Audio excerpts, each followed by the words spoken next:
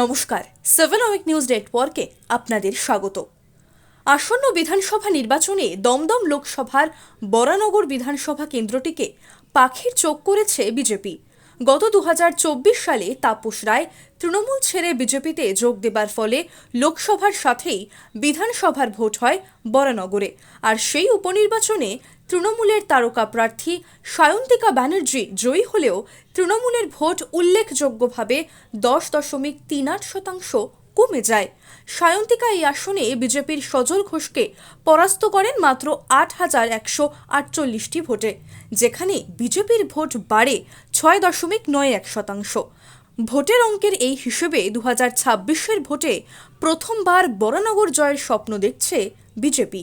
তাই ত্রিপুরার প্রাক্তন মুখ্যমন্ত্রী বিপ্লব দেবের পর এদিন বরানগরের স্বাধীনপল্লী এলাকায় জনসংযোগের কাজে নামতে দেখা গেল বিজেপির প্রাক্তন রাজ্য সভাপতি তথা প্রাক্তন সাংসদ দিলীপ ঘোষকে। দেখা গেল স্থানীয় বাসিন্দাদের সাথে সরাসরি কথা বলছেন দিলীপ ঘোষ, তাদের হাতে তুলে দিচ্ছেন দেশের প্রধানমন্ত্রীর একটি বার্তা।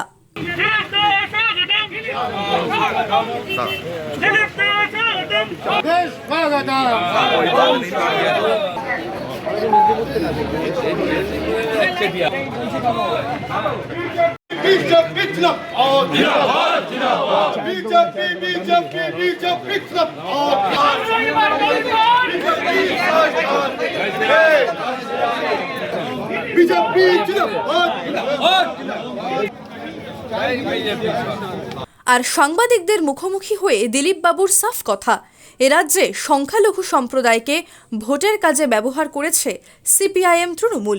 বিজেপি ক্ষমতায় এলে হবে সংখ্যালঘু সম্প্রদায়ের প্রকৃত উন্নয়ন। আমার প্রশ্ন আছে, কংগ্রেস, সিপিএম, টিএমসি রাজত্ব হয়ে গেল, আজ প্রায় 80 বছর হতে গেল স্বাধীনতা, কেন পশ্চিমবাংলার মুসলমানরা পিছিয়ে আছেন?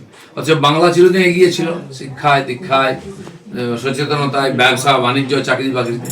তো সেই মুসলমানদেরকে এখনো সেই স্তরে রেখে দিয়ে তাদের ভোটের জন্য এই সমস্ত নাটকবাজি হচ্ছে। আমি বাংলার মুসলমানদের আপিল করব, আপনারা আপনাদের সমাজের উন্নয়নের জন্য দেখুন। বাবরি মসজিদ দিয়ে পেট ভরবে না। রাম মন্দিরের আন্দোলন হয়েছে দেশের ইতিহাস পরিবর্তন করে ভারতের মানুষের মধ্যে স্বাভিমান ফেরাবার জন্য, বিজেপি তাকে সাপোর্ট করেছিল, সফলভাবে হয়েছে এটা। তো কিন্তু তার বদলা হিসেবে বাবরি মসজিদ হতে পারে না। আমরা মুঘল যুগে যেতে চাই না। আর যদি মসজিদই বানাতে হয়, পাড়ায় পাড়ায় তো মসজিদ আছেই, একটা মসজিদ হয়ে গেলে মুসলমানদের কি উন্নতি হয়ে যাবে? কারণ টিএমসিও কোনো মুসলমানদের উন্নতি করবে না, বাস টিএমসি থেকে বেরিয়ে গিয়ে কিছু করতে পারবে না। সবাই ওই লাইনেই চলছে। নরেন্দ্র মোদী সারা ভারতকে উন্নয়নের সাথ দিয়েছেন, পরিবর্তন করেছেন। আগামী দিনে সেটাই হবে। পশ্চিমবাংলার মুসলমানদের নতুন কিছু ভাবতে হবে। Bureau report, 7 week news network.